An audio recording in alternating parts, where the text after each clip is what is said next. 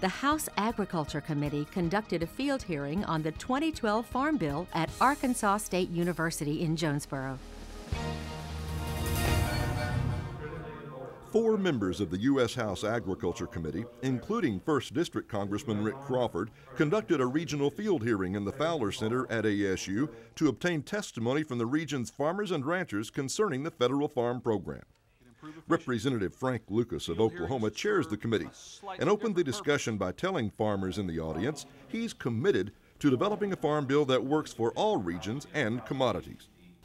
I recognize that the challenges you face here in the Southeast are different than the conditions facing producers in Illinois or New York. I also recognize that even within commodities, different programs work better for different regions. That's why it's vitally important that the commodity title give producers options so they can choose the program that best works for them. Lucas asked Arkansas Farm Bureau President Randy Veach why the organization dissented from American Farm Bureau's Systemic Risk Reduction Program as a safety net for farmers and ranchers.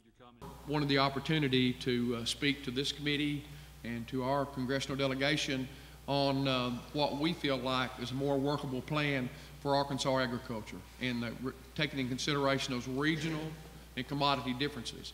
And to do that, it was for us to dissent from the American Farm Bureau policy that is supporting the deep loss regional trigger approach.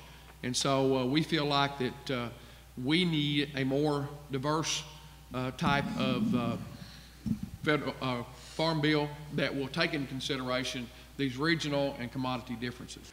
Veach testified that about 80% of all row crops in Arkansas are irrigated, which is why crop insurance participation is lower here than in the Midwest.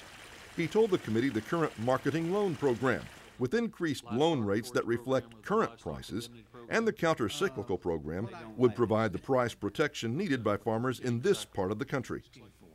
The hearing also featured testimony from Lonoke County farmer Dow Brantley, Mike Freeze, co-owner of Keogh Fish Farm, and farmers and ranchers across the Southeast.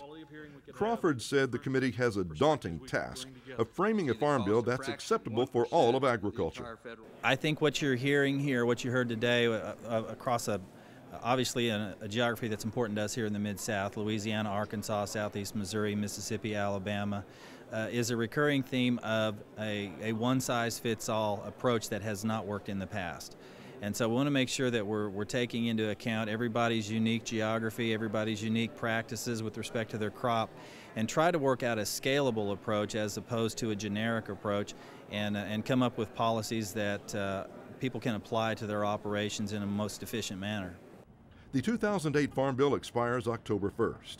While Lucas is hopeful the House will vote out a bill by then, it may be difficult to reconcile differences with the Senate version by the deadline and avoid an extension of current law.